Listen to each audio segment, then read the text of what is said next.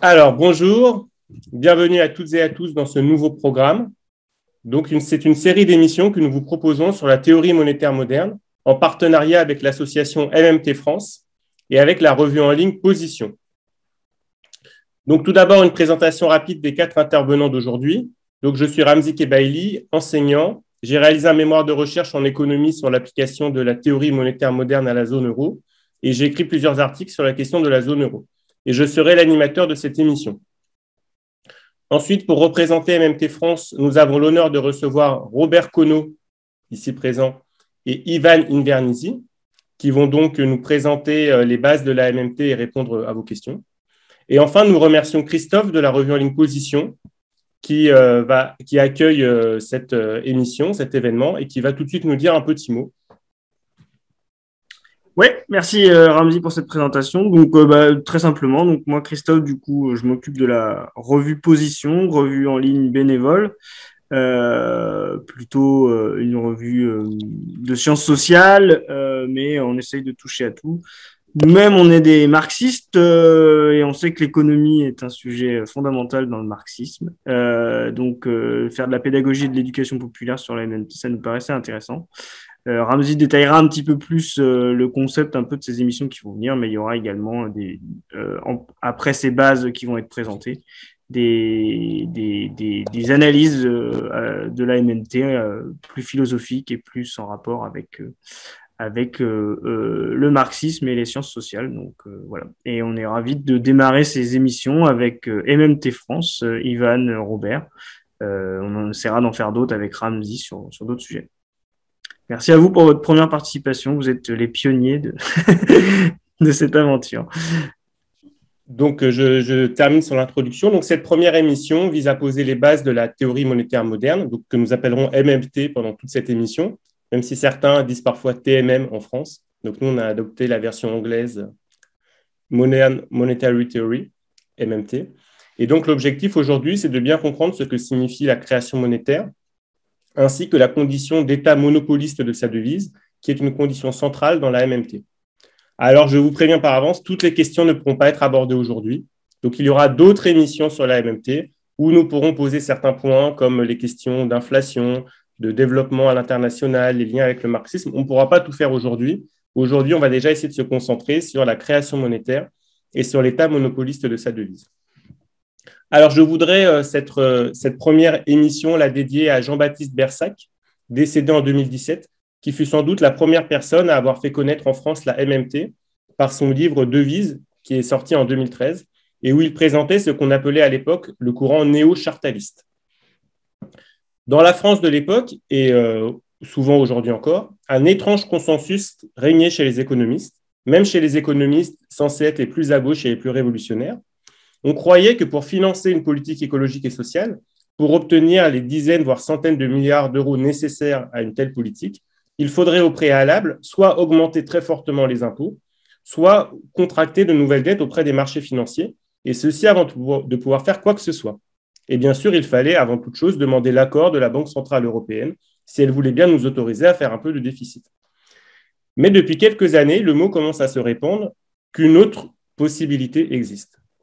C'est cette nouvelle théorie en provenance des États-Unis qui nous affirme que toutes ces contraintes budgétaires sont en réalité auto-imposées par les États, que les contraintes sur le déficit et la dette publique ne sont que des mythes, et que les États ont déjà la capacité, ici et maintenant, de mettre l'argent sur la table pour financer les projets nécessaires.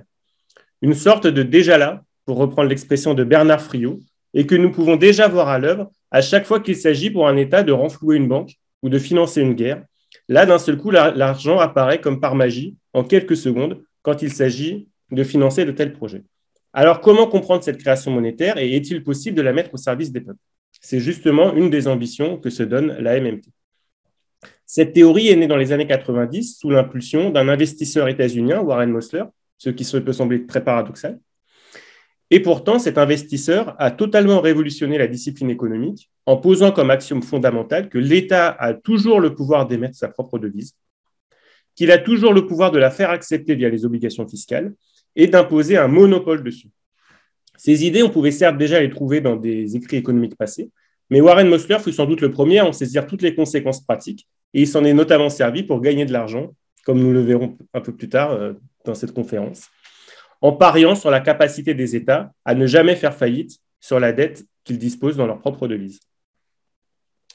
Une des conséquences les plus contre-intuitives pour les économies standards de tous bords politiques que l'on peut tirer de la MMT, c'est la fin de l'idée que l'État aurait d'abord besoin de récolter des recettes fiscales avant de pouvoir ensuite dépenser.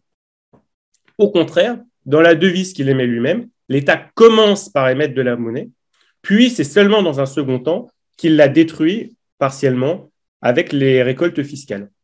C'est ce retournement complet qu'on peut presque qualifier de révolution copernicienne en économie, que va nous expliquer en détail Robert dans la première partie, et dont les conséquences politiques sont colossales.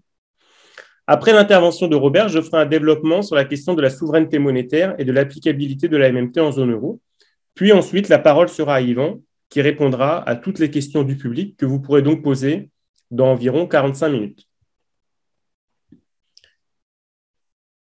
Mais avant d'entrer dans le vif du sujet, je voudrais faire une précision méthodologique. Donc, l'objectif de ces émissions, ce n'est pas de présenter la MMT comme une nouvelle Bible ou une nouvelle parole révélée qu'il faudra accepter comme parole d'évangile. C'est plutôt de montrer que les analyses plurielles et inspirées par la MMT constituent un champ de discussion extrêmement fécond, ouvert par Warren Mosler et ensuite complété par bien d'autres économistes, qui peuvent donner lieu à plusieurs interprétations. Et le pari de cette émission est justement d'assumer cette polyphonie, de présenter la diversité des interprétations possibles de la MMT et de permettre à chacun de faire valoir son interprétation et de poursuivre cette véritable révolution. Donc, merci à toutes et à tous pour votre présence. La parole est à Robert. Ok, merci. Merci Ramzi. Alors bonjour à tous, à toutes et à tous. Tout d'abord, merci Christophe pour cette invitation et merci à Ramzi de nous avoir mis en relation avec toi. Ce qui a débouché sur l'invitation à cette émission par la chaîne Position. Yvan et moi, nous sommes les membres de MMT France, une organisation qui se propose de donner accès à la MMT aux francophones en traduisant les articles fondamentaux qui ne sont qu'en anglais, ainsi qu'en réalisant des documents et des articles en langue française. Alors, en ce qui me concerne, 2 mots pour me présenter. Moi, j'ai fait toute ma carrière dans les finances publiques, dans la comptabilité publique, pour être précis. Tout d'abord en France, comme comptable public, et ensuite à l'international, comme coopérant Sénégal et comme staff dans des organismes internationaux. Pas sur les questions monétaires. En réalité, j'ai découvert MMT il y a environ 3 ans. J'ai eu la chance de rencontrer Yvan, qui m'a tout appris depuis d'ailleurs, et qui lui-même a appris directement de Warren Mosler, le père de MMT, donc c'était pour moi une chance inouïe. Voilà, donc je vais partager l'écran maintenant. Alors, de quoi parle-t-on aujourd'hui? On parle de la théorie monétaire moderne, MMT, et qu'est-ce que c'est que cette théorie monétaire moderne? C'est une approche à l'économie monétaire, une approche qui nous aide à comprendre en fait notre société, à comprendre le monde dans lequel nous vivons, parce que la monnaie, comme on le sait, c'est quelque chose qui touche absolument tous les aspects de la société. Donc la MMT permet de comprendre la monnaie, comment elle fonctionne, ce qui permet de lire le monde pour comprendre le monde. Comprendre la monnaie, ce n'est certes pas suffisant, mais c'est nécessaire pour avoir une vision claire du monde dans lequel nous vivons. Alors, la MMT présente 2 aspects. Tout d'abord, un aspect descriptif, mais également un aspect normatif. Disons d'abord qu'il y a une description du système, une description très fine, en réalité, du système comptable, tel qu'il est conçu et tel qu'il fonctionne. Et après avoir donné cette description, après, il y a des propositions pour résoudre des problèmes en termes de stabilité des prix, mais avant tout en termes de chômage. Donc, en fait, dans la MMT, l'élément le plus important est d'expliquer comment un pays qui maîtrise sa devise peut définir des politiques pour parvenir au plein emploi et comment il peut maintenir le plein emploi.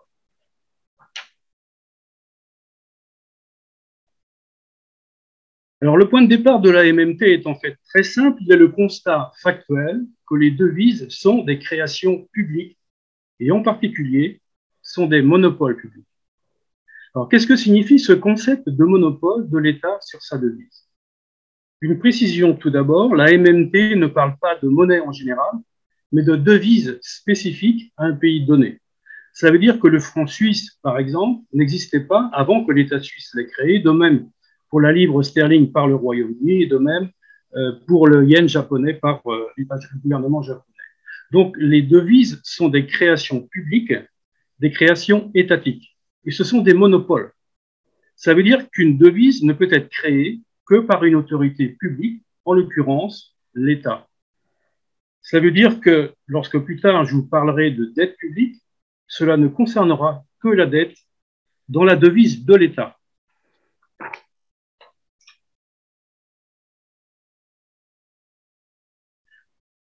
Alors le slide suivant a pour but de présenter le concept de l'État monopoliste de sa devise. Il faut bien comprendre qu'il y a l'État d'un côté, qui, dans la mesure où il crée sa propre devise, joue un rôle totalement différent des autres acteurs, ceux du secteur privé, ici sous la rubrique économie. C'est l'État seul qui a le monopole de la force sur son territoire. Lui seul est le créateur de la devise. Les autres acteurs ne sont que des utilisateurs de cette devise.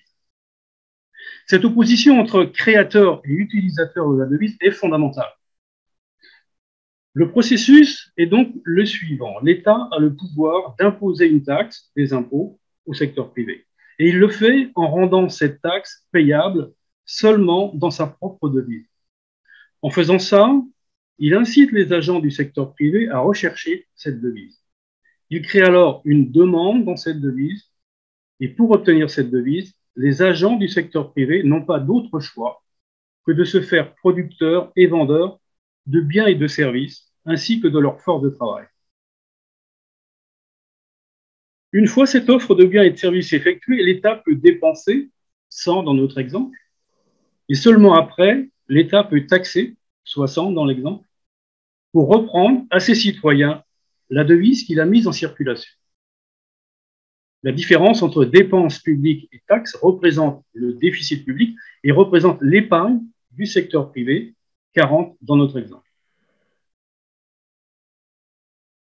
Il est donc important de bien voir que l'impôt ne finance pas la dépense publique. À ce stade, l'État crée sa propre devise en dépensant. Il n'a pas besoin des impôts.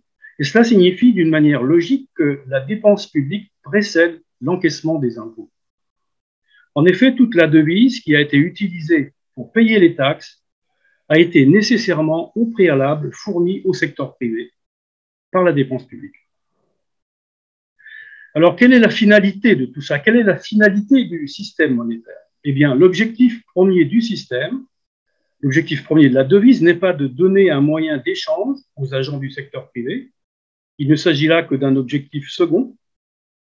La finalité, la seule finalité, eh bien, il faut bien le comprendre, est de fournir travail et biens réels à l'État, d'approvisionner l'État en travail et en biens et services.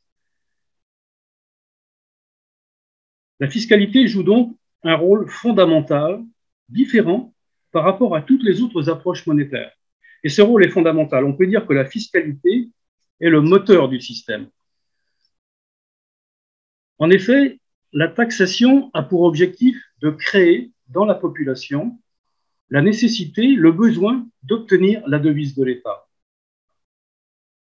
Cette nécessité se traduit dans l'offre de la part de la population de biens et de services et de travail en échange de la devise de l'État. Cette offre vendue en échange de devises constitue donc ce que MMT appelle la demande de devises. La taxation fait en sorte que la capacité d'absorption de la production par le secteur privé soit inférieure à sa capacité de production. Exprimé autrement, la taxation doit donc être établie à un niveau qui fait qu'il y ait en permanence un excès d'offres de biens et de services dans le secteur privé, ce qui crée les conditions pour que l'État, à travers sa dépense, puisse s'approvisionner. Et cela signifie, vous le comprenez, que le marché est d'abord un système généralisé d'échange de devises et qu'il n'est que d'une manière collatérale, d'une manière incidente, un système généralisé d'échange de biens et de services. Et il en découle que la devise répond à des mécanismes propres au monopole et qu'il convient de l'analyser comme tel. Mais cela signifie également que la devise est un instrument pour activer la capacité productive disponible et que l'État monopoliste de sa devise n'est pas limité dans la création de sa devise. Il existe bien une limite, celle de la disponibilité de ses ressources réelles, limites naturelles, technologiques, ressources naturelles, ainsi que les personnes à employer.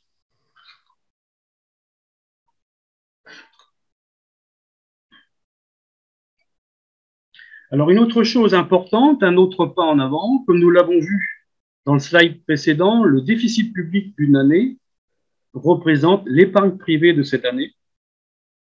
La somme des déficits publics, quant à elle, le cumul des déficits publics, représente la dette publique. Il ne s'agit pas d'un aspect théorique, mais d'un simple constat de la comptabilité nationale, le constat d'une simple identité comptable qui en fait se vérifie dans tous les pays. Donc, si le déficit pour une année, c'est l'épargne privée dans cette devise de cette année, la dette publique, en fait, c'est la richesse financière qui s'est accumulée depuis que l'État existe. Et c'est la raison pour laquelle les pays qui ont la plus grande dette publique sont les pays qui ont la plus grande épargne privée. Le Japon, aujourd'hui, est le pays avec la plus haute dette publique, et c'est aussi le pays qui a le plus d'épargne privée.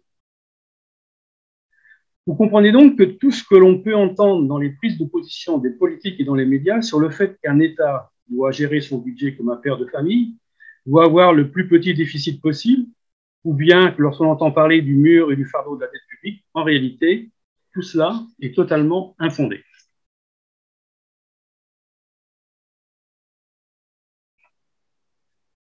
Slide suivant, pour illustrer le processus de l'État monopolique de sa devise, prenons un exemple historique, celui de l'État britannique au Ghana. Le Ghana, du 19e siècle, ne connaissait pas la monnaie.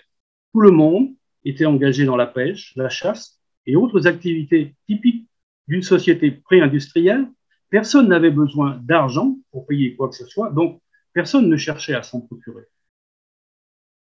Mais la puissance coloniale britannique, qui avait un grand intérêt à exploiter ces territoires pour la production de café, devait trouver un moyen pour forcer la population autochtone à travailler dans ses propres plantations.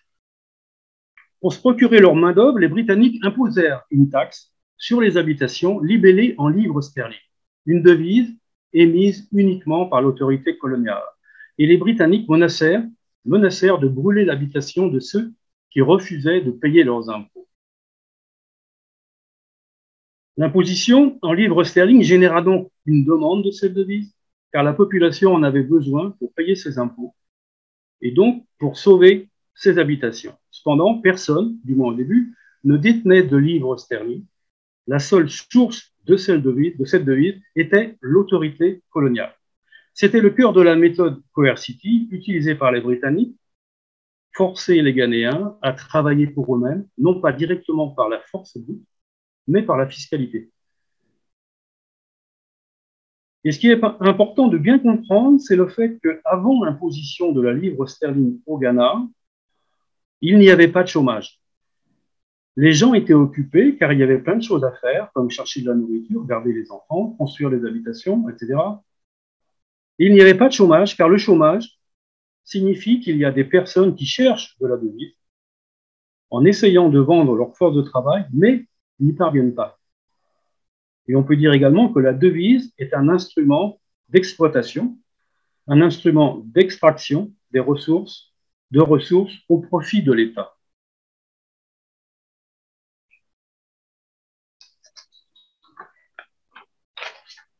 Alors, le slide suivant, le développement que je viens de faire jusqu'à maintenant concernait les États qui disposent du contrôle total de leur devise, comme les USA, le Canada, l'Australie, UK également.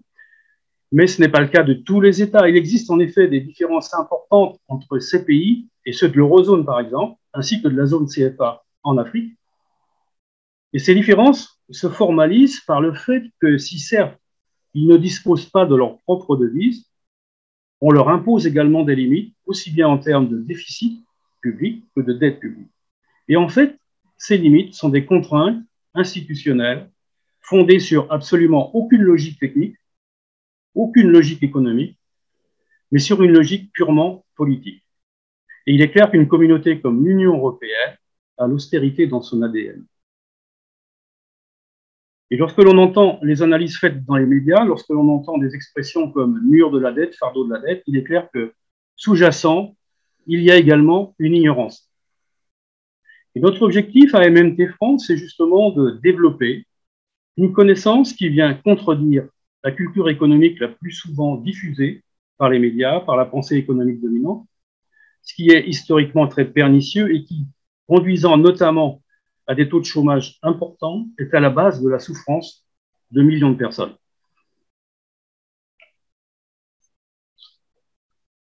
Alors, sur le slide suivant, nous voyons Warren Mosler en bas, tout d'abord, qui est donc le père, le fondateur de MMT, qui dit « Au milieu d'une grande abondance, nos leaders promeuvent la privation ». Au-dessus, Stephanie Kelton, qui est très connue, très médiatisée depuis qu'elle a écrit un livre à succès l'an dernier, Le mythe du déficit. Tout ce qui est physiquement possible est financièrement possible.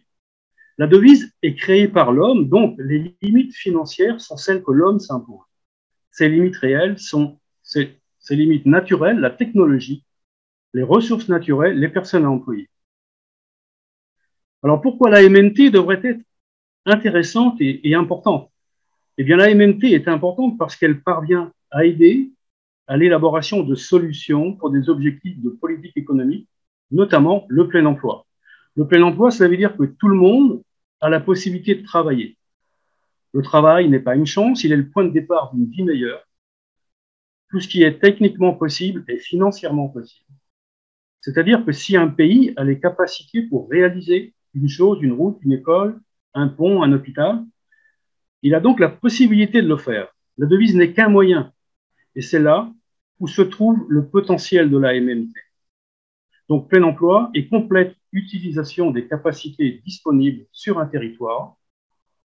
Et cela doit mener logiquement à la quasi-éradication de la pauvreté. Pour accompagner et compléter son objectif de plein emploi ainsi que de stabilité des prix, la MMT préconise également une garantie d'emploi.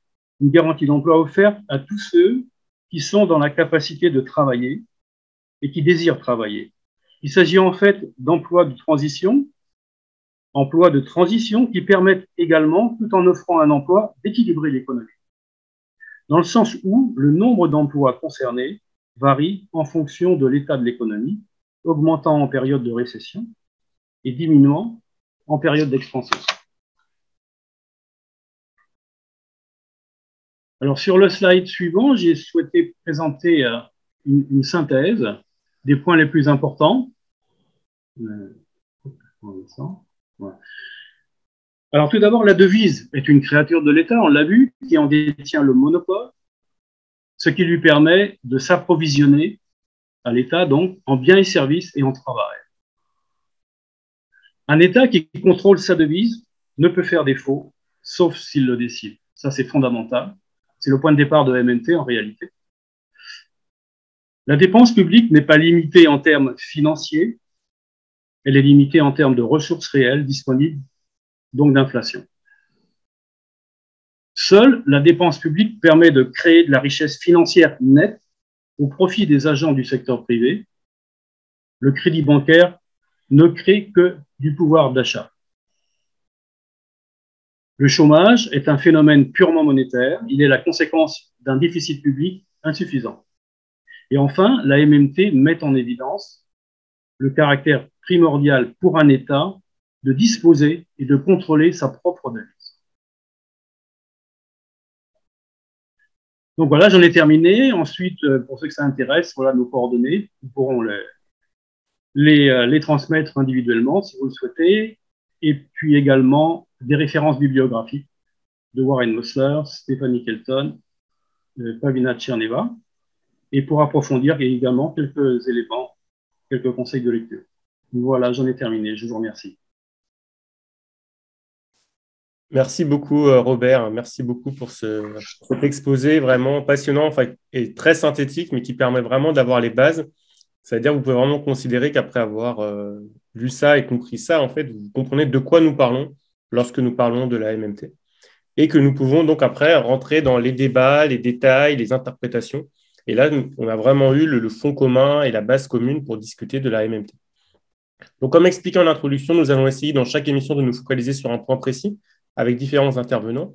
Et aujourd'hui, peut-être essayer de se focaliser sur la question d'État monopoliste de sa devise et la question de la souveraineté monétaire, qui est une question brûlante dans plusieurs points du globe. On sait que plusieurs peuples dans le monde entier réclament cette souveraineté monétaire, mais se demandent comment y parvenir.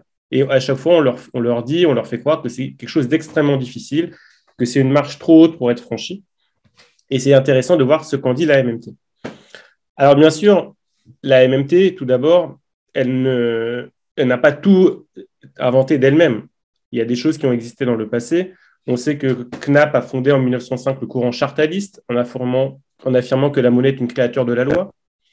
Cabal-Erner, en 1943, a affirmé aussi que la monnaie est une créature de l'État et qu'on pouvait donc en disposer à volonté pour mener à bien nos projets politiques, ce qu'on appelle la finance fonctionnelle, et où la seule limite reconnue est l'inflation.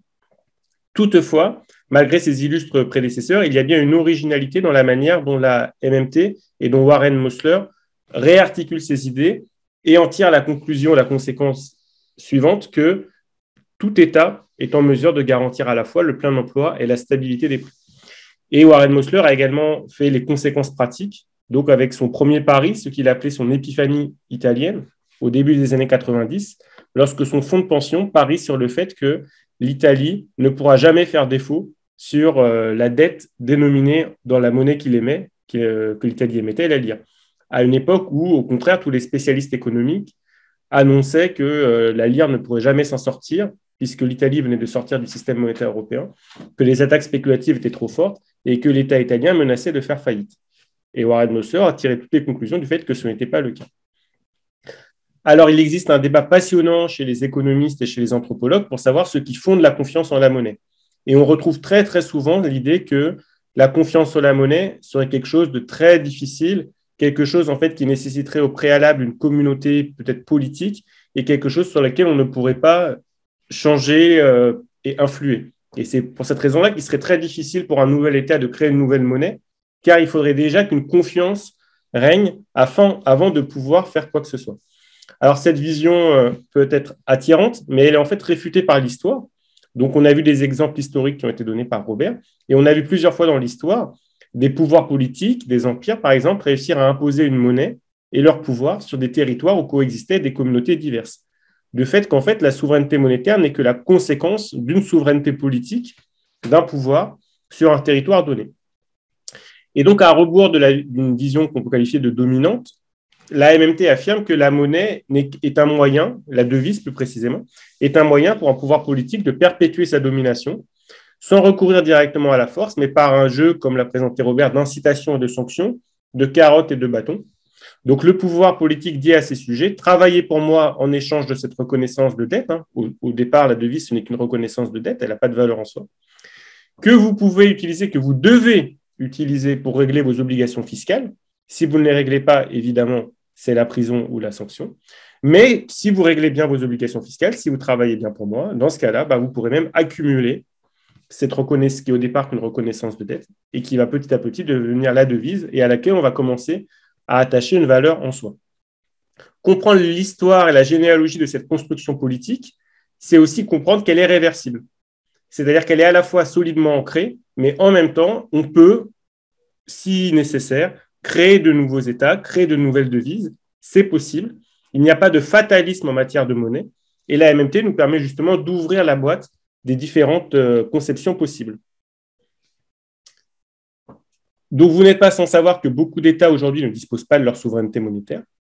Ils sont parfois sous le joug d'un autre État. Qu'on songe à tous les pays dollarisés ou à tous les pays de la zone CFA. Et on sait que la MMT a beaucoup de choses à apporter aux pays de la zone CFA qui disent on aimerait bien avoir notre propre monnaie, mais en somme, on leur dit non, en fait, une nouvelle monnaie, c'est quelque chose de très compliqué à faire. Vous n'êtes pas suffisamment apte à avoir votre propre monnaie.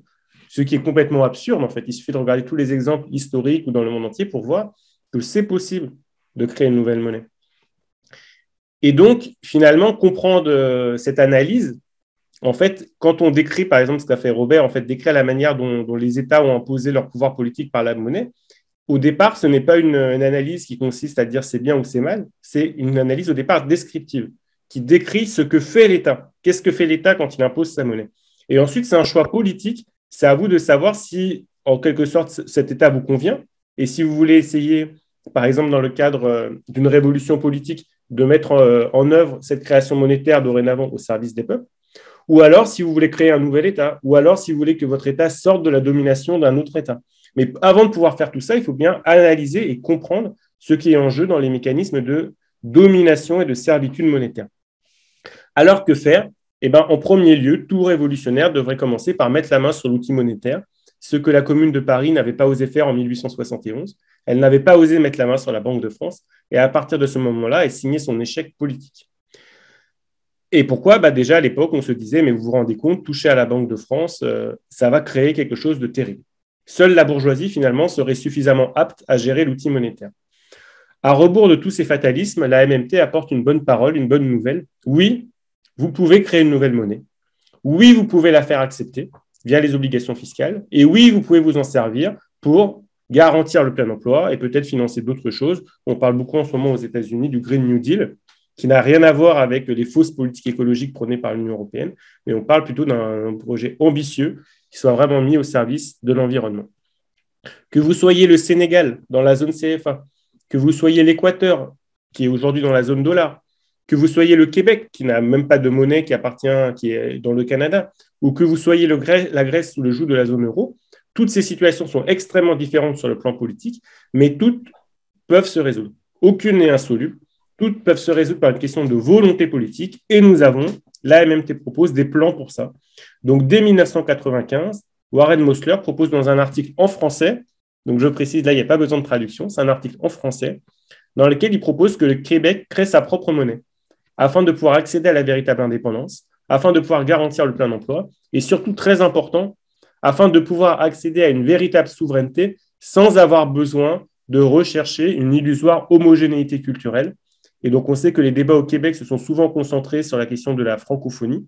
Mais en fait, l'indépendance sur un territoire, c'est avant tout la capacité à gérer le bien public, à donner un emploi à tout le monde, avant de vouloir imposer à tout le monde une illusoire identité culturelle homogène. Alors, dans le cas de la situation européenne, nous sommes face à une sorte d'énigme.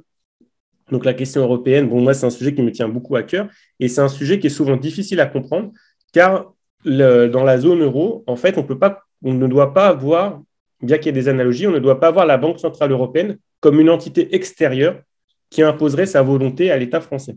Bien que l'analogie soit tentante, la France n'est pas dans la même situation, par exemple, que le Sénégal soumis au franc CFA, qui est une monnaie coloniale.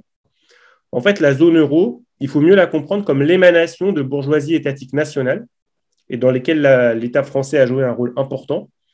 Et en fait, c'est intéressant, par exemple, de penser l'échelle européenne comme étant la consolidation de la Banque centrale européenne et des différentes banques centrales nationales. C'est plus juste, c'est une meilleure image de la réalité. Si on veut pouvoir ensuite critiquer la zone euro ou comprendre son fonctionnement, de voir qu'en fait, il y a un mécanisme de consolidation avec des États européens qui agissent en totale complémentarité et harmonie avec la Banque centrale européenne, plutôt que d'imaginer qu'il y aurait une sorte d'entité extérieure qui serait située on ne sait où et qui donnerait ses ordres directement à l'État français. Et une fois qu'on a compris cela, on peut ensuite penser cette zone euro et penser les manières soit de la changer, soit, si ce n'est pas possible, d'en sortir. Alors, les positions des auteurs de la MMT sur la zone euro sont diverses, mais peuvent globalement se synthétiser en une formule qui est la suivante. La zone euro n'est pas figée dans le marbre, donc il ne faut pas croire que les traités, il ne faut pas faire de fétichisme des traités, il ne faut pas croire que ces traités disent la vérité de la zone euro. La zone euro, c'est avant tout une capacité politique, une capacité d'émission monétaire au niveau de la Banque centrale européenne. Et donc, en théorie, je dis bien en théorie, une volonté politique peut mener des politiques économiques alternatives. Mais si cette volonté est absente, dans ce cas-là, chaque État a la capacité de recréer sa propre monnaie. Donc ça, Warren Mosler l'avait proposé, par exemple, dans le cadre de la crise grecque. Bill Mitchell aussi, d'autres auteurs de la MMT l'avaient proposé, avec l'introduction au départ d'une devise servant à régler des impôts, afin de créer une demande pour cette devise. Ça veut dire que si vous imposez au niveau de la Grèce que les impôts soient payés en drachmes, cela va créer une demande pour la devise. Alors que généralement, les économistes disent si jamais la Grèce sortait de la zone euro, les Grecs ne seraient pas intéressés par la drachme. Ils voudraient absolument de l'euro, ils ne voudraient pas de la drachme. Mais si vous dites vous avez besoin impérativement de cette nouvelle devise pour payer les impôts, là, vous créez une demande pour la drague. Et ce qu'explique Warren Mosler, c'est que de ce fait-là, vous n'avez pas besoin de mettre en place des mesures extrêmement coercitives et parfois inefficaces pour forcer les Grecs à disposer de la drague. Et une fois qu'on a ce plan, et ben ensuite, c'est un choix politique de savoir si on s'en sert ou pas. Et donc là, après, c'est à chaque peuple en fait, de s'autodéterminer, de décider s'il veut bénéficier de l'indépendance monétaire, de la souveraineté monétaire, ou s'il préfère rester dans le système actuel, chercher à le changer. Mais ce qui est important, c'est d'avoir en fait tous ces panels d'éventail, toutes ces possibilités, tous ces plans alternatifs qui permettent, une fois qu'on les a sur la table, de décider en peuple souverain si on les utilise ou non. Donc ensuite, si vous voulez développer, s'il y a des questions dans le public au sujet des plans de sortie de l'euro, je pourrais développer sur ce plan-là. Et si vous avez des questions plus générales sur la MMT, eh ben, à présent, Robert et Yvon peuvent répondre à vos questions. Et Yvon va faire peut-être se présenter et avant d'ouvrir la parole. Donc, vous pouvez poser vos questions sur le chat. Alors, vas-y, Yvon. Et donc, merci encore à toutes et tous qui sont là, qui êtes bien présents, qui écoutez, qui, je vois, ont déjà commencé à poser des questions sur le chat. Merci Ramzi, merci Robert de cette introduction. Alors moi déjà, je me présente rapidement, je suis un des fondeurs de MMT France avec Robert. Moi en fait, j'ai grandi en Italie, je vis en Italie, je suis italo-français, ma mère est française et donc voilà, vous me pardonnerez si peut-être je fais des fautes en français ou si des fois je prononce les mots pas exactement à la française. Bon, pour donner un peu un background de ma biographie, moi j'ai une maîtrise en économie politique faite à Bergame. J'ai connu la MMT à l'université pour une série de chances. J'ai pu rentrer en contact avec Warren Mosler, avec aussi toute une organisation d'activistes qu'il y avait en Italie, et j'ai donc organisé plein d'événements dans les universités, dans les associations de catégories, aussi dans des partis politiques, des syndicats, aux écoles supérieures. Disons, j'ai fait divulgation à différents niveaux en Italie. Et après, quand Robert, nous a contactés parce que j'avais fait une vidéo en français, j'ai commencé à faire de la production, culturelle, de divulgation aussi en France. Et voilà. Voyons voir donc les questions que je vois. Alors, pensez-vous possible qu'une monnaie puisse gagner de la confiance chez ses utilisateurs sans venir de l'État? Alors déjà, il faudrait comprendre qu'est-ce que c'est une monnaie, comment on la définit en ce cas-là. Et la raison, la réponse, en fait, c'est que on ne le sait pas. C'est-à-dire que MMT décrit le système comme il est aujourd'hui, décrit le système monétaire comme ils ont toujours marché, en fait. Est-ce que, en théorie, il peut y avoir des autres façons de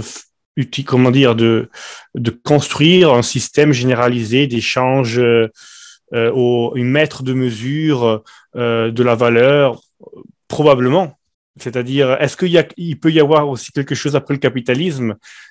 Oui, sûrement. Mais savoir qu'est-ce que c'est en fait, c'est pas ce que MMT fait. Voilà. MMT décrit les devises qu'il y a maintenant. Puis je vois qu'il y a les crypto-monnaies, par exemple. Alors, les crypto-monnaies, déjà, ce n'est pas des devises, ce n'est pas des monnaies, en fait, c'est des marchandises. Et ça, pour une raison très, très spécifique, c'est-à-dire que de qu'est-ce qu'on parle quand on parle de devise? En fait, la devise, c'est une registration comptable. C'est une activité, et où il y a une activité, il y a toujours une passivité. Où il y a un crédit, il y a toujours un débit. OK? Donc, c'est pas quelque chose la monnaie qui a la capacité directement de satisfaire un besoin, mais c'est une registration comptable. Et MMT explique que c'est quelque chose lié à une échéance fiscale, donc à quelque chose qui vient imposer par l'État, un paiement imposé. Bon, les cryptocurrencies, c'est des activités qui n'ont pas de passivité. Ce n'est une dette pour personne. OK? Et donc, vraiment, au niveau comptable, c'est quelque chose qui est beaucoup plus similaire à un lingot d'or, si vous voulez, est beaucoup plus similaire à, je sais pas, à du matériel, à une marchandise que à autre. C'est une marchandise immatérielle, si vous voulez, mais c'est pas un rapport de débit-crédit. Voilà. Où il y a la monnaie, il y a toujours au moins deux sujets. Un créditeur, un débiteur. OK? Il y a qui fait écrire une activité et qui donc c'est sa passivité et qui la tient. Donc quand moi j'ai 5 euros dans ma poche, ou disons 5 francs suisses, encore plus simple, moi j'ai un crédit de 5 francs avec l'État suisse et je peux l'utiliser pour payer les taxes ou une dette en francs suisses. Voilà. Voilà, ça c'est donc pour dire que du point de vue de la nature, c'est quelque chose que c'est vraiment qualitativement complètement différent et ça peut pas se qualifier comme c'est plus si vous voulez des paris. Voilà. C'est un peu plus des paris. Et puis, bien sûr, on peut échanger des paris avec des choses, mais c'est une chose différente. Bon, je lis la deuxième question. Comment imaginer que cette idée se réalise en France, qui est dans l'Union européenne et l'euro, en manifestant, en faisant des pétitions? Alors, en fait, la MMT décrit le système qu'il y a déjà aussi en France avec l'euro, l'Union européenne, c'est-à-dire que l'euro, c'est une monnaie à taux d'échange flottant, c'est un crédit fiscal et c'est un monopole. Donc, l'euro est complètement décrit par MMT. Puis, le problème de l'euro, c'est que il est né avec des constrictions, avec des contraintes qui auto-empêchent des politiques économiques, certaines politiques économiques. Donc, oui, c'est vrai, du point de vue normatif, MMT propose de maintenir le plein emploi avec une approche élastique à la gestion du déficit public, donc la différence entre dépenses publiques et taxation, une gestion de dépenses et taxation faite pour chercher de maintenir le plein emploi et un plan de travail pour le faire effectivement, donc avoir vraiment chômage involontaire 0%. Ça, avec la structure euro, c'est problématique. Mais c'est un problème politique, ce n'est pas un problème technique. S'il y avait la volonté politique, on pourrait le faire demain. Et le Covid a démontré ça, encore une fois. Et il y avait aussi déjà eu des choses qu'il avait démontré avant. C'est-à-dire qu'il y a eu le Covid, en 2 jours, ils ont enlevé le limite de Maastricht, il n'y a plus de spread pour personne et les pays se sont mis à faire du déficit comme jamais avant dans l'eurozone pratiquement, et parce qu'il y avait un problème réel que si on aurait maintenu l'austérité avec le Covid, c'était très facile qu'il y aurait eu des problèmes au niveau politique. Il y aurait eu des problèmes au niveau de ordre social, si vous voulez, de stabilité sociale, et je crois que l'Union européenne aurait pu vraiment sauter. Donc, MMT nous dit que le problème en Union européenne est strictement politique. Comment on peut faire ça en France? Comment on peut faire? Alors, nous, en fait, Warren Mosler, une des façons qu'il a de présenter le problème politique, d'affronter le problème politique, c'est de donner un ultimatum, non? De dire que si au niveau politique, dans un pays membre, surtout important comme l'Italie ou la France, on veut changer, disons, l'ADN, la structure de l'économie de l'Union européenne, on pourrait donner un ultimatum où on dit, OK, alors, on impose de gérer le déficit dans une façon élastique, en fonction du chômage, et on met un job guarantee avec l'euro. Sinon, nous, comme pays, on peut choisir de sortir de l'euro, de arrêter de taxer, pas en fait sortir de l'euro, mais arrêter de taxer en euros, taxer dans une nouvelle lire.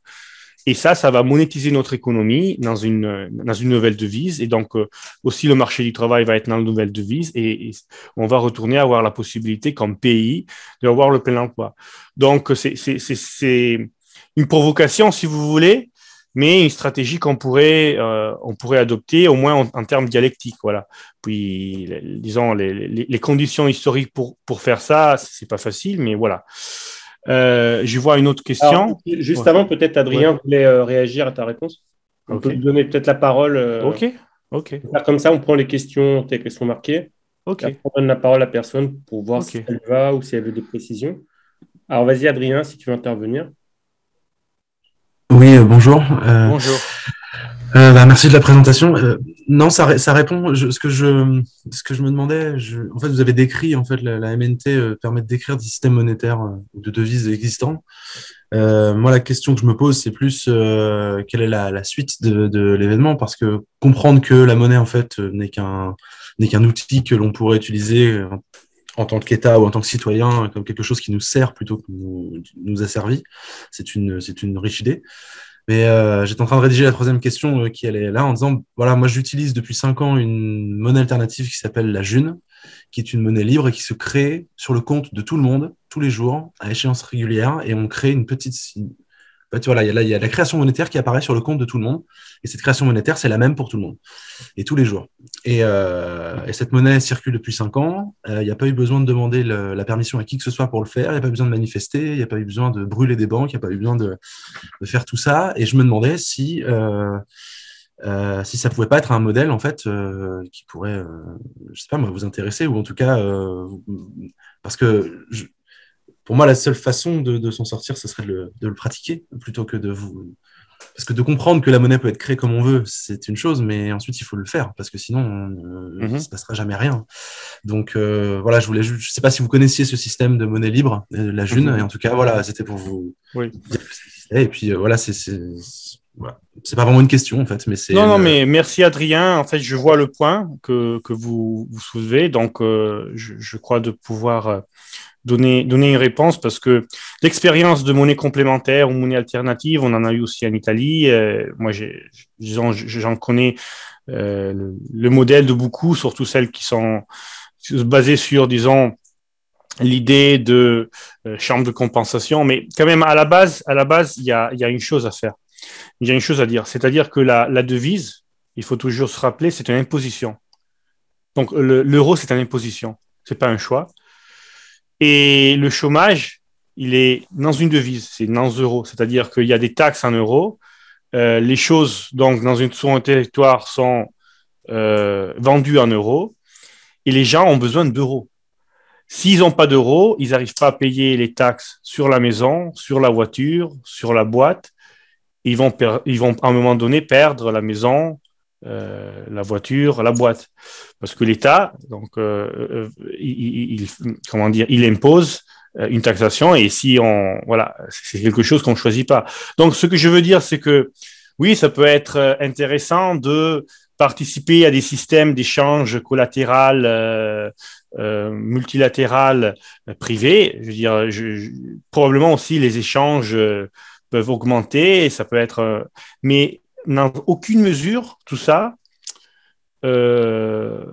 va à résoudre le problème qui est posé par la devise officielle.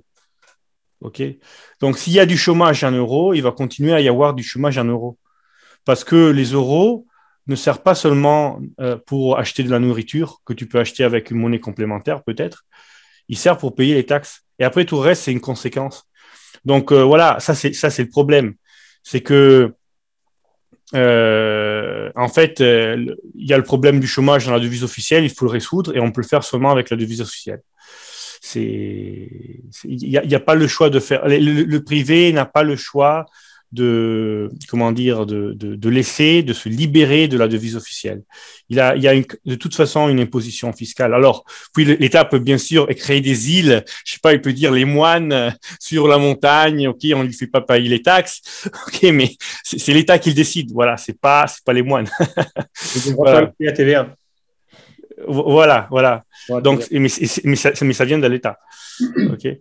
Puis, bon, si on parle de faire Into the Wild, d'aller dans la jungle, alors c'est notre discours, mais voilà, disons que si on veut rester dans la civilisation, on ne peut pas se libérer de la devise officielle. Et donc, un projet de monnaie complémentaire ne peut pas sérieusement, n'aime pas penser de résoudre le problème du chômage. Voilà. C'est une chose que simplement... Il peut faire beaucoup de choses, peut-être, faire connaître les gens, se faire... mais voilà. Et ça, c'est parce qu'en fait, la devise, à la base, c'est pas quelque chose qui sert avant tout pour échanger des biens.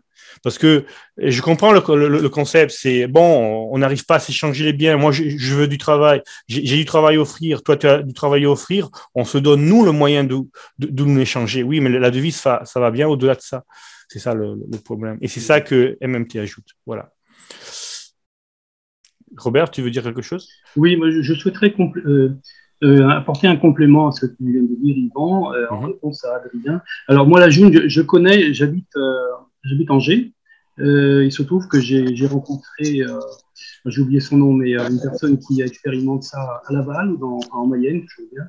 Et j'ai assisté à une conférence qu'il avait organisée sur Angers. Alors, moi, ce que j'ai noté par rapport à la June, il y a une construction intellectuelle qui est impressionnante par Stéphane Laborde. Ça m'a impressionné.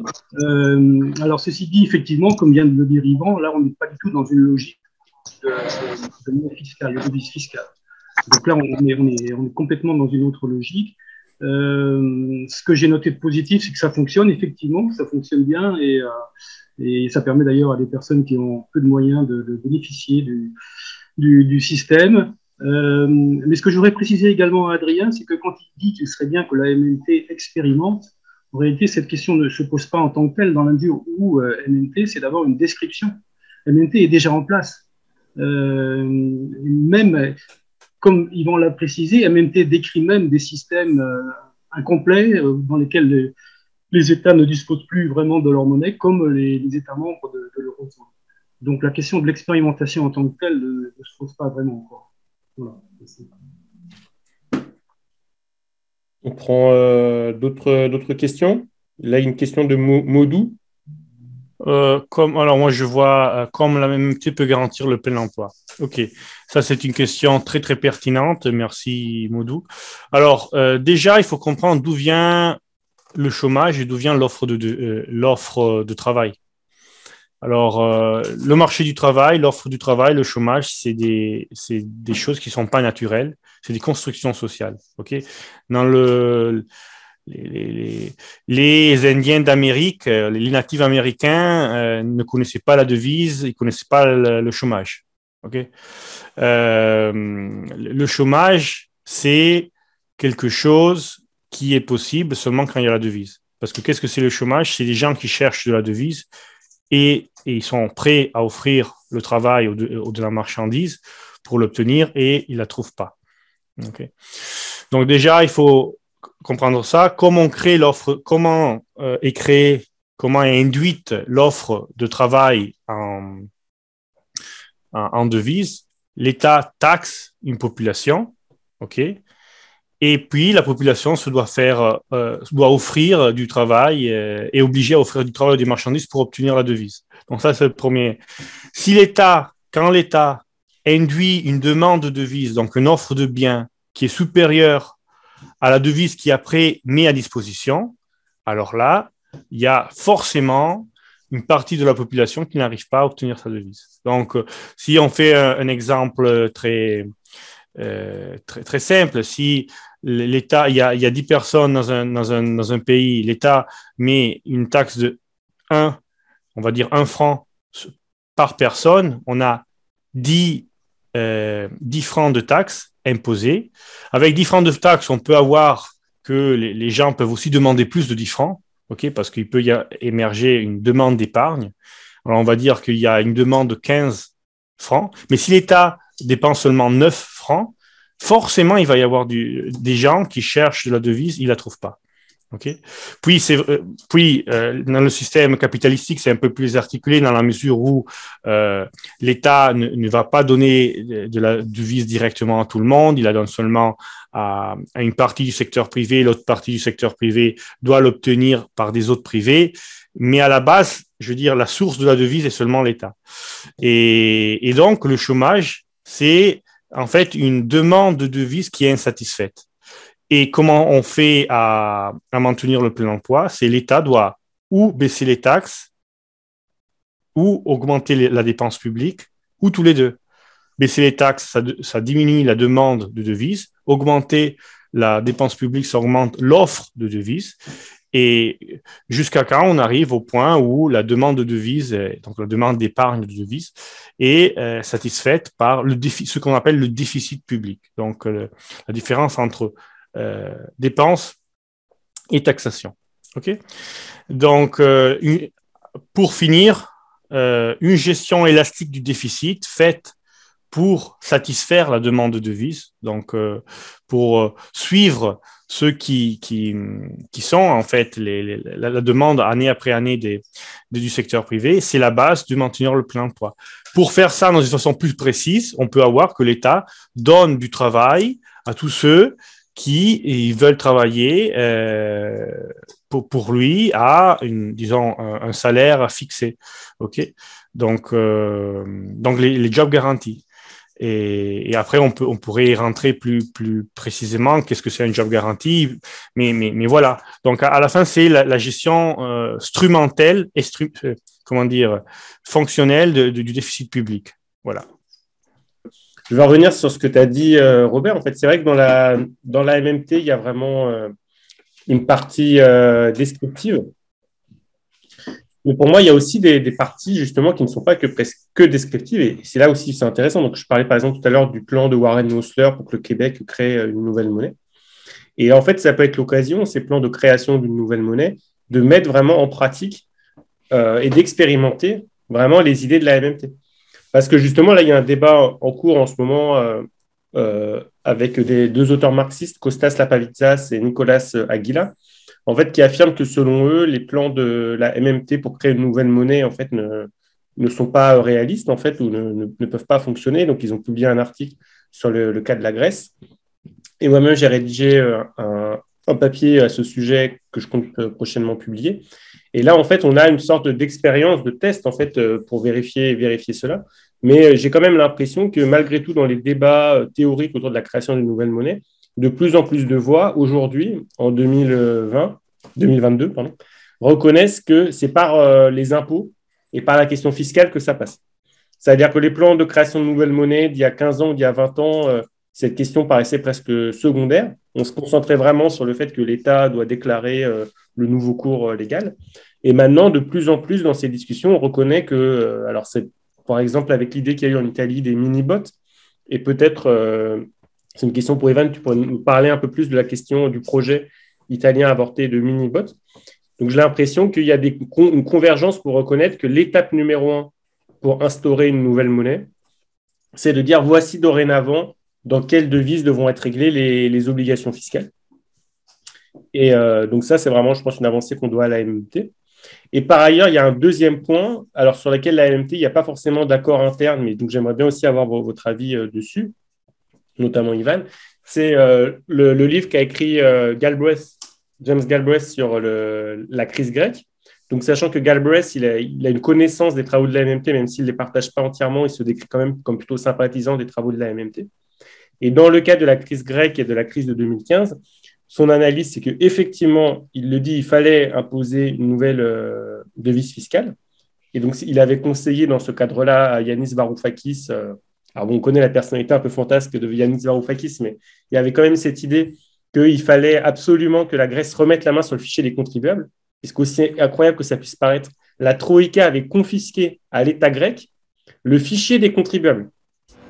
Et donc, Yanis Varoufakis a cherché comment il pourrait pirater le site grec pour pouvoir retrouver le fichier des contribuables et en fait les contacter directement pour proposer une nouvelle monnaie. Ça veut dire aussi que la Troïka avait anticipé le fait que là, il y avait un biais pour sortir de l'euro. Mais le deuxième recommandation de Galbraith, c'était aussi de dire le contrôle des capitaux. Donc pour Galbraith, vraiment, dans son livre, il explique que pour lui, la sortie de l'euro est quasiment synonyme de contrôle des capitaux. Or, on sait que, par exemple, pour Warren Mosler, la question du contrôle des capitaux, il est plutôt hostile au contrôle des capitaux. Et qu'en tout cas, dans le cadre du plan qu'il avait proposé pour la Grèce, il considérait que le contrôle des capitaux ne servait à rien. Et donc, je voulais savoir ce que vous en pensez. Oui, moi, alors, tu as fait des questions très, très bonnes, aussi assez avancées, en fait. Donc, vu qu'elles sont plutôt avancées, je dirais de peut-être avant voir qu'est-ce que le monsieur Wag Sheikh, il veut nous demander, vu qu'il a mis sa main. Et donc, j'imagine qu'il a une question à nous poser. Alors, comment faire pour lui donner... C'est qui? C'est qui a demandé la parole? Quel est son nom? Wag Sheikh. Ouais, Sheikh. J'espère, sûrement, je n'ai pas prononcé ça bien, mais bon. Voilà, c'est très bien. Je voulais tout simplement vous remercier pour cette initiative. Et la présentation et les commentaires sont d'une limpidité superbe. Et tout comme Ivan, je suis francophone au départ, mais ça fait plus de 40 ans que je suis en Suède, donc je donne mes cours en suédois et puis en anglais. Et le français est une langue morte pour moi, mais je peux toujours m'exprimer. Veuillez m'excuser si j'ai fait des fautes. Je suis professeur d'économie pour la région, ici en Suède, à Stockholm. En une session, on ne peut pas aborder tous les sujets. Les sujets que vous abordez sont d'une pertinente qu'il y a lieu de retourner sur certains de ces sujets et l'approfondir. L'intervention de Robert est très pédagogique, une explication qui donne, comme on appelle, un cadre institutionnel, juridique et puis de la monnaie. Et ce qui est important dans ce cas-là, je pense à l'interdépendance des États, les échanges. Vous avez parlé de l'Union européenne, c'est vrai, et c'est une communauté européenne. L'une des raisons qui fait que l'Europe est partie de... On n'a pas besoin de faire l'histoire, mais c'est l'échange entre les pays qui est facilité quand on a une monnaie commune. Tous les pays de l'Union européenne n'ont pas l'euro, mais l'euro fait qu'on peut facilement, les entreprises peuvent échanger entre elles. Et ce que je veux venir là, c'est le fait qu'un État peut créer une monnaie, comme vous l'avez expliqué, mais si un autre État, je veux parler, pour être clair, je veux parler de la zone CFA, je veux parler de Ahmed Sékou Touré en 1958 qui a dit non à De Gaulle qui a créé sa propre monnaie, et les Français, à travers le Sénégal et la Casamance, sont venus avec des caisses d'argent pour faire en sorte qu'il y ait de l'inflation et que la monnaie, le style... Enfin, il y a des aspects qui font que le problème de la monnaie est très complexe. Et je termine en disant que j'espère que la prochaine fois, quand vous allez avoir ce séminaire, vous allez l'annoncer à temps pour qu'il y ait plus de personnes pour participer. Mais la théorie monétaire, à partir de la théorie de Mandel, je vais dire la zone optimale, c'est comme ça la langue. En fait, la théorie monétaire, je ne vais pas rentrer là. Mais je veux seulement vous remercier parce que ce que vous faites là, c'est très important. C'est une éducation, mais aussi une possibilité de discuter de l'essence et des possibilités de création de la monnaie, les limites et, comment on dit en suédois, utmaning, je ne sais pas. Enfin, les mots me manquent. Je donne ma cours en suédois, mais j'espère que vous m'avez compris. Oui. Je m'arrête là. Merci. Et je précise donc effectivement, il y a d'autres émissions prévues, comme on l'a dit au départ. Et donc, effectivement, on essaiera de les annoncer encore plus à l'avance. Et on a prévu notamment des émissions spécifiques sur la question des pays périphériques, des pays dominés, et pour lesquels il y a des contraintes politiques spécifiques. Donc, comme vous venez très bien de le dire, en fait, quand la Guinée, en 1958, dit non à De Gaulle et veut créer sa propre monnaie, la France est en capacité militaire de créer de la fausse monnaie pour parasiter finalement cette expérience économique. Et donc, c'est justement aussi toutes ces questions-là d'intrication des questions monétaires avec les questions de rapport de puissance à l'échelle impérialiste qu'on abordera dans certaines prochaines émissions, notamment dans une émission prévue avec Fadel Kaboul. Donc, je laisse Yvan répondre. Oui, alors déjà, c'est vraiment un plaisir, Monsieur Wag, d'entendre, disons, votre réaction. Disons que nous, on cherche vraiment de faire ça et de pouvoir, disons, donner la possibilité aux gens disons, accéder au débat, comme vous le dites, que sur un thème si important, en fait, pour la politique économique et donc finalement pour la démocratie. Donc c'est un plaisir, ça veut dire que disons ce qu'on est en train de faire déjà a un degré de succès de mon point de vue et c'est super. Donc the Oka theory, the optimal currency optimal currency area theory, en réalité c'est quelque chose de très très différent de MMT, de très différent. C'est-à-dire que avant tout, ça a une tendance à développer, surtout dans ces développement actuel, surtout sur la politique monétaire, donc les taux d'intérêt, plutôt que sur la dimension fiscale. Et après, donc déjà, nous, MMT, ça part de la dimension fiscale et Optimal Currency Area, ça ne l'a pas pratiquement. Et de l'autre côté, ça a une conception Optimal Currency Area vraiment de la devise comme moyen d'échange. Et par contre, MMT part d'une conception complètement différent, c'est comme instrument d'approvisionnement unilatéral de l'autorité politique. Que collatéralement, ça devient aussi moyen d'échange, mais il y a tout le morceau, disons, de l'État et de sa capacité de s'approvisionner qu'il n'y a pas un optimal currency area. Et puis, pour dire les échanges, alors oui, c'est vrai. Bien sûr, avoir la même devise, ça, au moins au niveau, à quelques mesures, ça facilite les échanges parce que ça facilite disons, le calcul des prix et puis il n'y a pas les fees pour les transactions internationales. C'est vrai, mais ça, c'est vraiment quelque chose de marginal. Et je vous dis pourquoi. Si on prend les aires économiques les plus intégrées du monde, c'est des aires qui n'ont pas la même devise. C'est-à-dire Nouvelle-Zélande, Australie, ils sont très intégrés entre eux, ils sont deux devises différentes, en taux d'échange flottant en plus. Même chose entre le Canada et les États-Unis.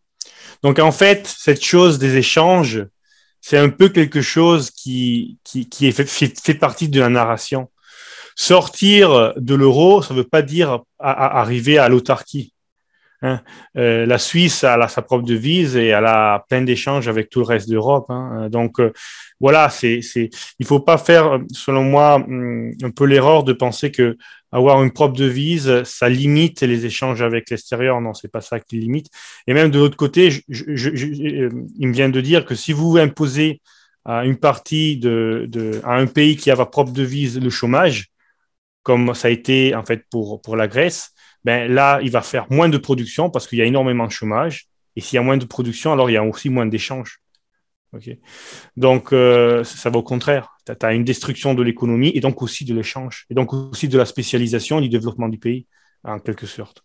Hein. Tu retournes en arrière parce que si tu crées un désert productif dans une partie de l'ère monétaire, après, là, les échanges, l'économie, l'activité économique vient mal impacté. Par contre, si on a toujours le plein emploi, là, c'est le top, c'est toujours tout activé. Et alors, on a beaucoup plus de choses qu'on peut réaliser au niveau réel et de savoir-faire, de know-how qui peut se sédimenter avec le temps. Mais on aura occasion de approfondir ça avec la session qu'on fait spécifiquement sur ça. Mais je suis très content que vous l'avez souligné parce que c'est un des points sur lesquels MMT ne vient pas compris. Puis une autre chose très, très rapidement, quand vous dites comment... j'ai un peu, disons, eu la sensation que vous demandez comment un pays qui impose sa propre devise peut imposer sa valeur aussi aux étrangers, aux autres pays. Et disons que la réponse très, très rapide, que si vous voulez, est aussi cohérente, ça peut être accepté de ce point de vue, je crois aussi de la perspective marxiste, et Christophe va me dire, c'est du moment qu'il y a une taxation dans une devise, cette devise achète du travail. Okay? S'il y a une population qui sur laquelle on impose une devise, cette population doit offrir son travail en échange de devise. Une fois que la devise achète du travail, elle a une valeur commensurable aussi à l'extérieur du pays. Parce que le travail a une valeur économique au-delà, je veux dire aussi au-delà, disons, pour les personnes qui n'ont pas directement taxé. Donc, c'est ça, c'est le travail, en fait, qui devient, si vous voulez, le maître de commensurabilité de la valeur. Et, OK. Et puis, bien sûr, à la base de tout nos raisonnements, il y a le monopole de la force. C'est-à-dire, monopole de la devise, ça veut dire qu'à la base, il y a une taxation, donc il y a une monopole de la force. S'il y a un pays qui a un monopole de la force, qui arrive à s'imposer sur un autre pays, l'Empire romain qui s'impose militairement sur un autre pays, ou, je sais pas, la Russie européenne qui s'impose militairement à la Russie, disons, à l'Asie, à la partie asiatique de la Russie, comme ça a été. Après, bien sûr, elle arrive à imposer sa devise aussi sur les territoires et les autres peuples. Donc, bien sûr que il y a un discours militaire à la base, en fait. La prémisse de la monétisation, c'est une prémisse de monopole de la force, c'est vrai, sur le territoire. Voyons voir. Attends, j'ai vu que peut-être il y a différentes questions. Le Faïda Ouda. Ok, Faïda Ouda. Est-ce qu'il y a un pourcentage de chômage pour dire qu'on a atteint le plein emploi? Est-ce que le plein emploi, c'est 2,9% ou autre chose? C'est intéressant. Alors, en littérature économique, on parle de plein emploi souvent quand il y a le chômage frictionnel, c'est-à-dire 2-3%. On parle déjà du plein emploi parce que l'idée, c'est que, disons, il n'y a pas une coordination. Aussi, quand l'économie va très bien, il n'y a pas une coordination instantanée entre l'offre du travail et la demande de travail. Alors, il y a toujours des gens qui sont en train de changer de travail. Alors, forcément, il y a ce qu'on appelle le chômage frictionnel. Mais en fait, avec MMT et les jobs garantis, ce qu'on veut dire, nous, avec le plein emploi, ça va au-delà de ce que Keynes voulait dire. Et nous, c'est 0% de chômage involontaire. C'est-à-dire que tout le monde a toujours accès au job garanti. Okay. Puis si un veut faire l'architecte à 10 000 euros par mois et il préfère, rester au chômage pour un mois pour trouver une autre place, c'est compréhensible, mais je sais pas, à ce moment-là, ce n'est plus du chômage, du chômage involontaire. Voilà, c'est pas du chômage involontaire. Nous, on part 0% de chômage involontaire. Tous ceux qui sont disponibles à travailler disons, au terme d'échange fixé par les jobs garantis peuvent toujours le faire. Et donc, nous, on propose vraiment une solution pour 0%.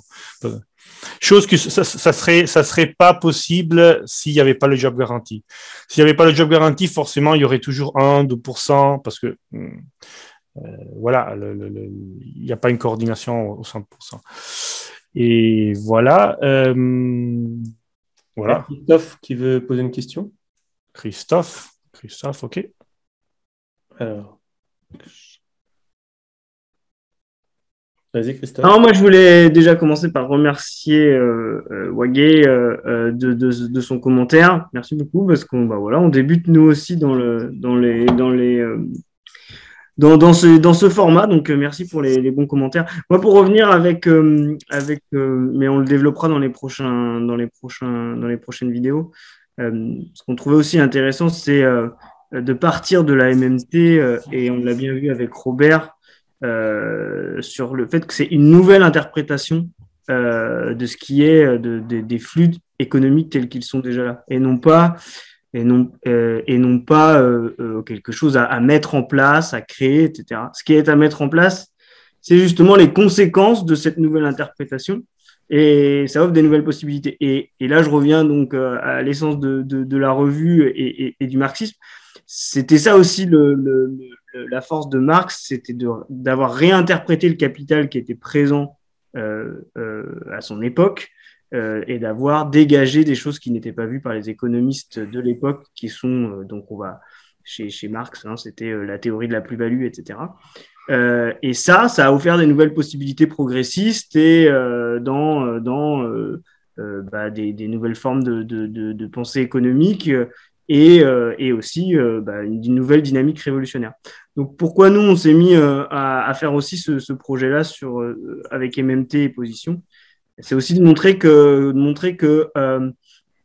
non, justement, la monnaie n'est pas une simple ressource. Adrien, tu avais commencé tes questions là-dessus, c'était très intéressant. Aujourd'hui, on a souvent l'impression de ce qui est capté, on va dire, par la doxa générale sur l'évolution monétaire, c'est les crypto-monnaies. Mais ce qu'on voit bien sur les crypto-monnaies, c'est, tu l'as bien défini, Ivan, elles sont conçues elles-mêmes et elles sont codées, même les algorithmes, comme une ressource finie.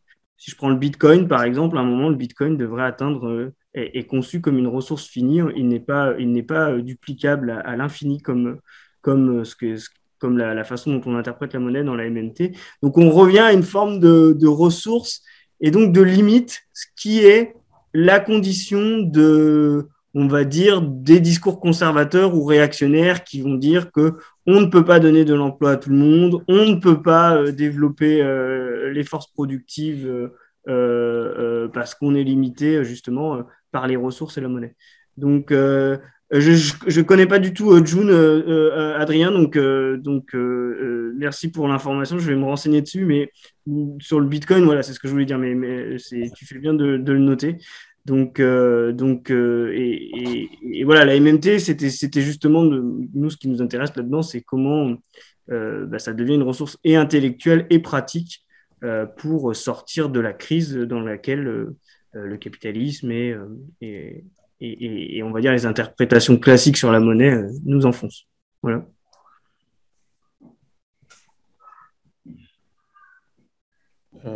Et donc, moi, j'avais une question très technique, mais je ne sais pas si c'est le moment pour Robert ou Ivan. Comment vous répondez-vous, même si je connais un peu la réponse, mais c'est intéressant de le préciser dans cette vidéo de compréhension. Comment vous répondez-vous des gens qui disent, voilà, comment on gère l'inflation si on crée de la monnaie à l'infini, etc. C'est juste comme question, et c'est une question aussi assez de base, basique, donc c'est juste de la mettre maintenant. Alors, la façon plus rigoureuse d'expliquer ça, c'est que en étant un monopole, la devise, c'est l'État qui définit ce qu'il faut faire pour obtenir la prochaine unité de devise. Ok, donc j'impose moi État à la population de s'approvisionner de devises, et après je dis tu dois travailler 1 heure pour avoir 1 franc. Ok, et en fait donc le prix, la valeur de la devise, le terme d'échange de la devise avec les choses réelles, c'était une fonction des prix payés par les États. Ok, et c'est ça qui après crée l'unité de valeur qui après le secteur privé utilise, mais voilà, il faut comprendre ça. Le monopoliste a toujours la capacité de fixer les termes d'échange de sa devise. Oui, et en fait, ça vaut pour n'importe quel monopole. Hein. Quand on a un monopole, le monopoliste peut décider le prix à laquelle il vend l'objet de son monopole. Donc, si l'État dit qu'il établit un terme d'échange de la devise, il peut augmenter la quantité à laquelle il offre cette devise, jusqu'à quand il y a des gens qu'à cet terme d'échange, à ce prix de devise, ils acceptent de travailler ou de fournir des marchandises. Et quand est-ce qu'on arrive à avoir que tout le monde, ceux qui veulent obtenir la devise au terme d'échange courant, l'a obtenu? Comment ça s'appelle ce point-là? C'est le plein emploi. Donc, jusqu'au plein emploi, jusqu'au niveau de plein emploi, l'État peut fixer arbitrairement, disons, le terme d'échange de sa devise. Si on veut aller, moi, je dis, j'ai l'élaboration, si on rentrait un peu avec le terme marxiste pour peut-être répondre à ce que j'ai en tête, c'est l'État, en fait, peut choisir en quelques mesures, fixer le terme d'échange, ok, en termes de travail abstrait, ok, ou quand même les prix qu'ils payent après sont corrélés à des niveaux de travail abstrait, et jusqu'à quand tu as le plein emploi, tu peux jusqu'à quand tu as du chômage de la capacité productive résidue, tu peux augmenter l'offre de devises en augmentant le travail que tu achètes. OK? Et donc, le terme d'échange reste le même. Quand tu arrives au plein emploi, alors à ce moment-là, oui, si tu veux, tu peux nominalement dépenser plus, mais le terme d'échange va changer nécessairement. Donc, c'est comme ça. Voilà, c'est le monopole peut fixer la valeur de la devise et augmenter la dépense jusqu'au point du plein emploi. Donc, jusqu'à la satisfaction de la demande de devise au terme d'échange qu'il a fixé. Voilà, ça, c'est la façon, disons, plus rigoureuse et rapide que je peux t'expliquer. Vas-y, Christophe, dis-moi.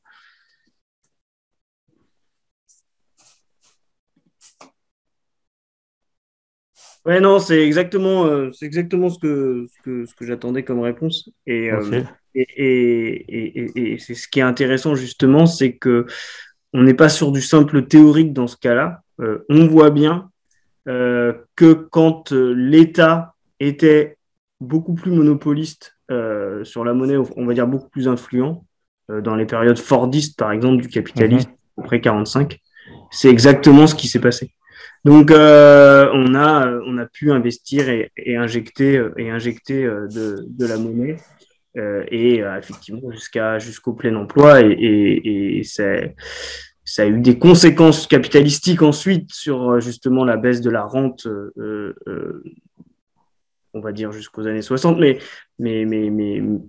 c'est voilà, c'est intéressant ce développement-là parce que justement ça casse un petit peu la logique des critiques, on va dire classiques sur bah oui, injecter de la monnaie, ça crée de l'inflation. Jusqu'au plein emploi, non, ça n'en crée pas, tu l'as dit, Ivan. Et après, eh ben, c'est simplement une gestion de la devise par le monopoliste.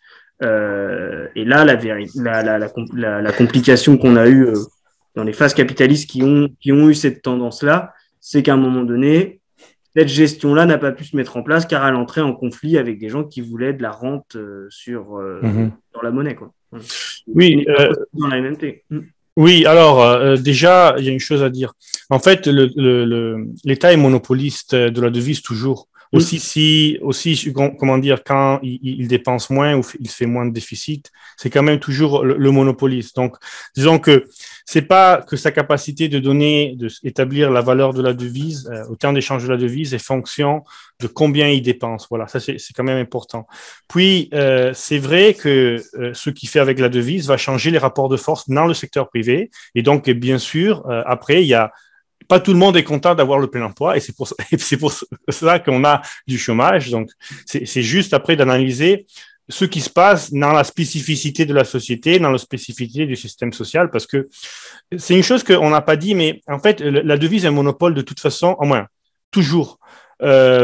Soit qu'il y aille le capitalisme, soit qu'il y aille le socialisme, soit qu'il y aille un système à esclavage comme l'Empire romain. C'était toujours un monopole. Et c'est ça aussi un des problèmes, si on veut voir un peu des systèmes socialistes, c'est qu'ils n'avaient pas une compréhension de la devise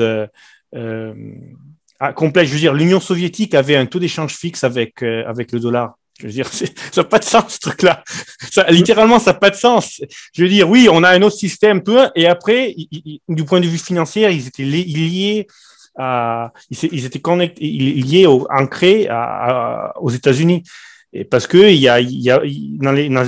dans les environnements marxistes, c'est très diffusé, en fait, une conception absolument orthodoxe de la devise. Et ça va neutraliser comment dire, le pouvoir révolutionnaire qu'il pouvait y avoir. Mais même à Cuba, avec la devise, puis je suis pas un expert, mais comment dire, et dans beaucoup de situations, ils n'avaient pas la capacité, disons, les connaissances pour vraiment utiliser toute la souveraineté. Ils ne se reconnaissaient pas la souveraineté qu'en fait, ils pouvaient avoir. Voilà. Et donc, au niveau financier, il y avait des problèmes et ça, bien sûr, ça va impacter sur l'expérience. Et donc, voilà, non, c'était pour dire que MMT, à la base, explique la devise, mais il y a certains, je veux dire, les dynamiques qu'on est en train de décrire là sont vraies dans n'importe quel système monétaire qui a les taxes et où il y a le monopole de la devise, soit socialiste, capitaliste et d'esclavage. Et après, il y a des spécificités si on veut rentrer, bien sûr, dans ces systèmes, mais au niveau de chômage, au niveau de disons, ce qu'on a dit, ça vaut pour tous les trois les cas, si on veut. Surtout en taux d'échange flottant, parce qu'après un taux d'échange fixe, il faut bien sûr expliquer comment ça marche et en quelle façon l'État se limite. Ok, Ramzi, dis-moi.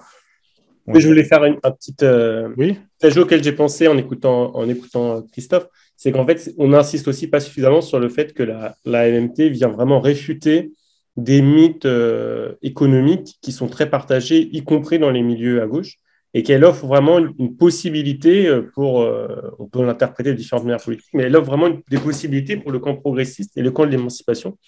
Et j'ai juste donné deux exemples. C'est qu'il y a une vision qui reste aujourd'hui extrêmement répandue et que la MMT vient fracasser, c'est ce qu'on appelle la conception malthusienne de l'emploi. C'est-à-dire la conception qui considère que l'emploi, c'est une quantité fixée, limitée, et que dans un pays, si on manque de travail, en fait, c'est parce qu'il y a trop de personnes. Et en fait, cette conception, alors là, comme je l'ai dit de manière un peu caricaturale, effectivement, on se doute bien que c'est faux, mais on la retrouve chez beaucoup d'économistes de gauche, cette idée que finalement, la quantité d'emploi est limitée et que l'État ne peut pas justement créer de l'emploi pour tout le monde. Et c'est cette faille-là qui fait qu'on trouve aujourd'hui des gens à gauche, même si ça peut surprendre, qui disent que finalement, si on a trop de chômage aujourd'hui, c'est peut-être parce qu'il y a trop d'immigrés. Ou des gens qui disaient dans les années 60, s'il y avait trop de chômage, c'est parce qu'on a fait travailler les femmes. Et ça découle d'une mauvaise compréhension de ce qu'est le chômage. Et d'une mauvaise compréhension, justement, que la MMT vient remettre sur les rails, en démontrant, je ne vais pas refaire la démonstration, mais ça a été bien présenté, que l'État est en mesure d'offrir un emploi à tout le monde et qu'il n'y a pas une quantité limitée de travail qu'il faudrait partager entre toute la population. Et le deuxième aspect sur lequel la MMT offre aussi des outils pour une vision progressiste, c'est sur les questions de souveraineté politique. Donc aujourd'hui, on entend parfois que pour qu'une communauté politique soit souveraine, il faut absolument qu'elle partage la même langue, la même identité, peut-être qu'elle mange la même charcuterie, je ne sais pas. Et en fait, c'est faux. Et on voit dans l'exemple de la Suisse qui a été donné tout à l'heure, on peut avoir une Suisse avec différentes langues et une grande autonomie. Et en fait, où le peuple, malgré toutes les limites par ailleurs du modèle suisse, mais le peuple peut être souverain parce qu'il dispose de sa monnaie et qu'il dispose également de la capacité de débattre et de contrôler cette monnaie. Alors même si ça a été refusé, il y a eu des débats, il y a souvent des débats monétaires en Suisse qui peuvent après être soumis à référendum et qui peuvent être refusés.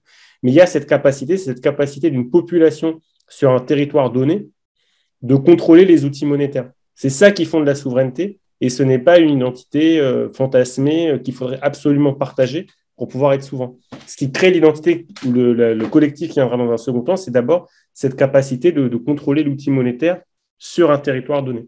Et ça aussi, c'est quelque chose que la MMT permet de mieux comprendre en expliquant justement que l'acceptation et la confiance en la monnaie, c'est quelque chose qu'une autorité politique peut imposer.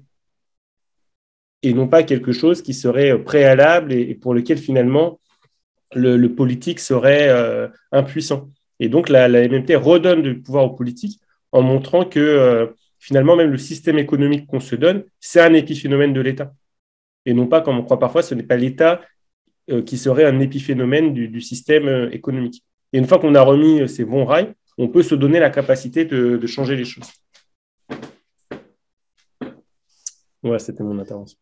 Oh, oui, merci beaucoup, Ramzi. C'est bien ce que tu as souligné. Et ça donne, donc je crois que ça aide à donner l'utilité, le sens pratique et politique de ces genres de discussions. Donc, on n'est pas en train de faire des discussions seulement pour le plaisir, disons, de l'élaboration, pour un plaisir pour la théorie en soi, mais c'est pour le potentiel historique qu'elle peut avoir. Alors, Adrien Bolko, il nous dit, dans le cas où l'État décide de créer ou détruire la monnaie, alors comment cette monnaie peut être considérée comme une unité de mesure? Une unité de mesure ne peut pas changer en permanence. Le fait, c'est que toutes les fois que l'État dépense, crée de la devise, toutes les fois que l'État taxe, détruit de la devise, c'est-à-dire que toutes les fois que l'État dépense, met de la devise en circulation, toutes les fois qu'il taxe, il enlève de la circulation. Et donc, c'est quelque chose qui vient de permanence. Et le fait qu'il le fasse, en soi, ça veut pas dire que l'unité de mesure change, parce que le terme d'échange, la valeur de la devise, n'est pas une fonction de sa quantité. OK. Donc, la réponse est ça, en fait. Et puis, aussi, si c'était le cas que l'État changeait les prix qu'il paye, alors oui, tu as une unité de mesure qui change. C'était dans les années 70, quand même, il y a eu des périodes où l'État a commencé à payer plus pour les mêmes choses. OK. Et ça crée ce qu'on appelle l'inflation monétaire. C'est différent de l'inflation, disons, dû à un changement de valeur relative des biens, donc dû à des causes réelles. Quand on a une inflation monétaire, quand même, la monnaie reste l'unité de mesure des valeurs des choses, aussi s'il y a l'inflation. Donc voilà, c'est pas que il faut avoir que c'est nécessaire que la valeur de la devise envers les autres choses reste fixée pour toujours pour que ça aille fonction de l'unité de mesure, en fait. Parce que ça a une fonction d'une unité de mesure qui est imposée, c'est pas un choix. C'est pas un choix que les privés font de dire, ah, ça, c'est stable, alors on le prend comme unité de mesure. Non, c'est imposé. Voilà. Ça, c'est mes réponses. Bon. Voilà. Quelqu'un d'autre veut poser des questions?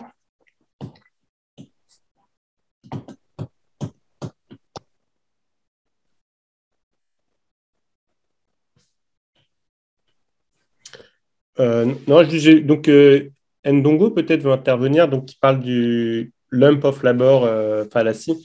Donc en fait, c'est effectivement ce que j'ai dit tout à l'heure, il y a certains néoclassiques qui partagent l'idée que l'emploi n'est pas une quantité fixée, mais ils l'emploient eux dans un sens différent, c'est qu'ils l'emploient comme un argument polémique contre la réduction du temps de travail souvent. Alors que là, évidemment, l'idée de dire que on peut réduire le temps de travail, mais en fait, c'est pas nécessaire pour créer de l'emploi. Et en fait, voilà. Dans la MMT, parfois, il y a des incompréhensions. Donc, le fait de dire qu'on n'a pas besoin de la réduction du temps de travail pour créer de l'emploi, ça ne veut pas dire qu'il ne faut pas la faire. Ça veut juste dire, si vous la faites, ce n'est pas pour créer des emplois. Voilà. Quand on dit dans la MMT, on n'a pas besoin des impôts sur les riches, de l'impôt sur la fortune pour financer une politique sociale, ça ne veut pas dire qu'il ne faut pas faire d'impôt sur la fortune ou d'impôt sur les riches. Ça veut juste dire que quand vous le faites, ce n'est pas dans cette optique-là. Et par exemple, vous imposez les riches pour, par exemple, supprimer un certain niveau de richesse, mais pas pour gagner de l'argent. Voilà. Donc, merci beaucoup, Ndongo. Peut-être vous voulez intervenir, dire un petit mot, si vous voulez vous exprimer. Oui, bonjour à tous. Donc, merci pour cette superbe initiative, très enrichissante. Et c'est un plaisir de vous voir tous, Robert, Ivan, Ramzi. Et voilà, c'est un débat très stimulant. Et j'espère que, il y aura d'autres émissions pour, continuer les échanges et qu'il y ait encore plus de monde parce que c'est des choses vraiment importantes et qui permettent d'éclairer les peuples par rapport aux stratégies économiques qui peuvent être employées pour, créer le plein emploi, créer les conditions d'une prospérité partagée. Il y a souvent des débats, comme ça a été dit, au sujet de la MMT, et souvent les critiques les plus féroces viennent des gens qui sont censés être proches de nous, mais d'où l'importance également de pouvoir échanger tout ça dans les détails. Ce que je peux juste dire, c'est qu'actuellement, en Afrique de l'Ouest, nous vivons un moment MMT très intéressant. Pourquoi? Parce que, peut-être que vous avez suivi que, il y a des sanctions économiques vis-à-vis du Mali, qui est dirigé par un gouvernement militaire, qui prévoit une transition longue, n'accepte pas les autorités, disons, ouest-africaines, donc les pays de la communauté économique des États de l'Afrique de l'Ouest.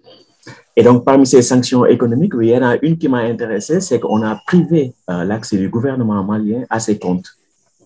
Et donc, ça, c'est la souveraineté monétaire, la capacité du souverain à honorer ses obligations domestiques.